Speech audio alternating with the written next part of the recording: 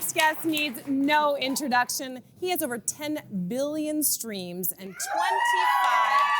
25 #1 singles under his belt. He is one of the biggest musicians in the world, and now he's taking us even higher with his latest album and a new tour. Please welcome back to the social, Keith Urban! Thank you. Wow. Thank you. Listen, Keith, first of all, it's an honor to have you back here. Thank you so much Nice for to be coming back. Thank you. Okay, so you played some pretty awesome secret shows, and I happened to be at one of them last night here in Toronto at the Horseshoe. It was so good, yo. There you are. Look at you.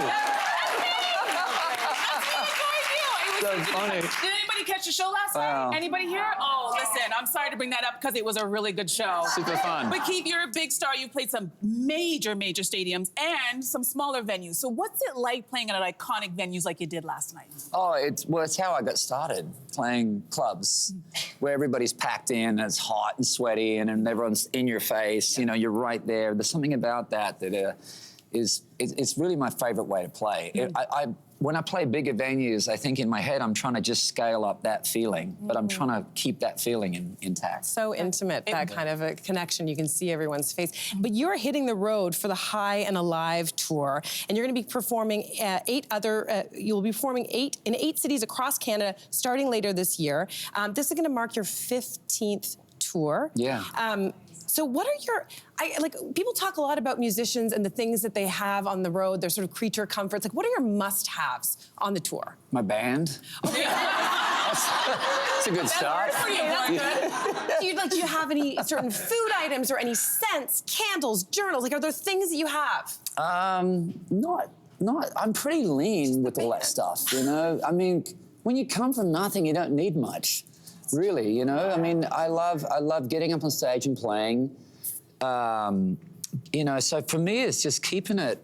If it stays about the music and about the band and the experience, then all the rest of it doesn't matter. It can kind of be this or this. It doesn't matter. Yeah. That's awesome. Yeah. All right, so Keith, about a week and a half ago, I just came back from Vegas. I saw 2 residencies, and I understand that you are heading back to Las Vegas for your second residency at the Fontainebleau. So I know why I love them. It's just a different experience when you're there. Why do you, as an artist, what brings you back to Vegas, the Boulevard? It's just the energy and the sort of unpredictability, the wildness of it. I mean, everybody loses their mind in Vegas.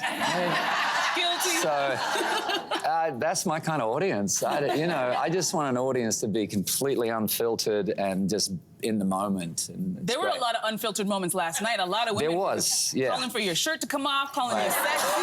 Did you hear any of that? Because I heard plenty of that last night. I was too busy playing. Back in the day, there was a little-known musician named Taylor Swift who used to open for you on tour. So here are the two of you, and this was 2013 in Toronto during her 1989 era. Yeah. So, you know, Taylor Swift has really, really transformed, I think, the stadium tour and what it means for people. How do you think that she has transformed the tour industry? She's transformed everything, really.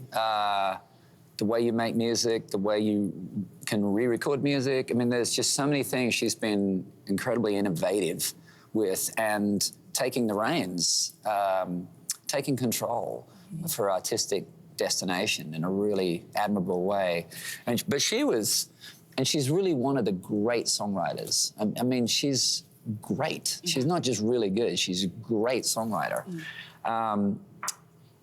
And I think she had that thing right from the beginning. I mean, when she was opening for us, I would sneak out front and watch her show, and you could tell she was playing way into the future already. You could see it in her. Yeah. You know, she had no production yet and all that stuff, and you could still see there was this projection that was way beyond that moment. Would you have been able to predict, like, could you see that element? Oh, yeah, you could feel it. And I don't think anybody that got around her was like, oh, this is a whole different person right here. This is someone going somewhere. Interesting. That has a vision. Yeah, well, country music's been around for a very long time, but last year, 2024, was a big year for country music. I think there was an artist who put out an album. What's her? She's new. Her name's Beyonce or something?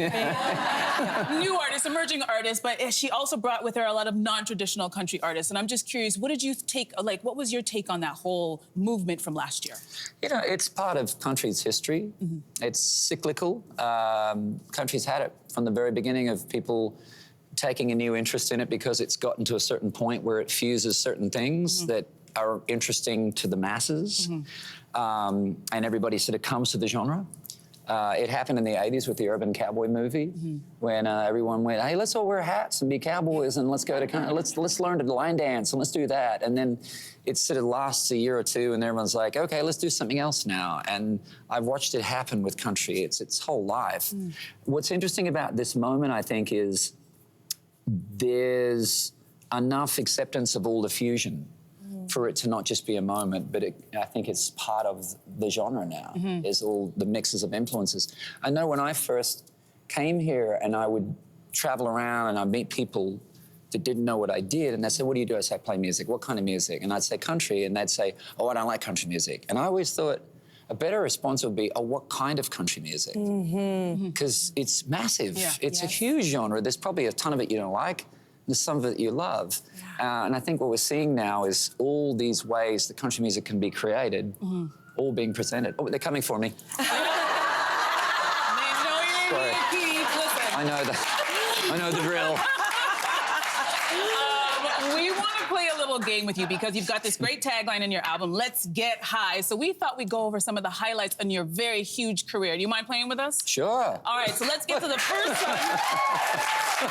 I want to know the first time you heard your song on the radio. What was that like and where were you? Oh, High. What was the high like? yeah. Well, I was in a motel. Let me explain. It was a small town in Australia called Tamworth, which is like the Nashville of Australia. You know. I was playing a show there. I was staying in a motel that had one of those clock radios that they bolted to the side of the, so you didn't steal it, one of those kind of places. And I was in the bathroom getting ready, and I heard my song come on the radio while I was getting ready. It was a regional station, but it didn't matter. It was still like I was coming out of the radio. Yeah. It was amazing. Super cool. Yeah. Can you tell us about, okay, so again, playing on this word high, can you tell us about the high of playing, performing in talent shows as a kid? Oh my gosh.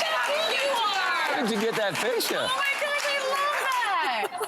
Look, you're So cute. You had good hair back then, too. Well, thank you. I'm so glad that someone took this photo.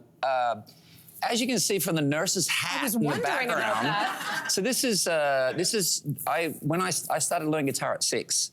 Oh, wow. And I was in a little guitar group, you know. And these are all the students of the guitar teacher.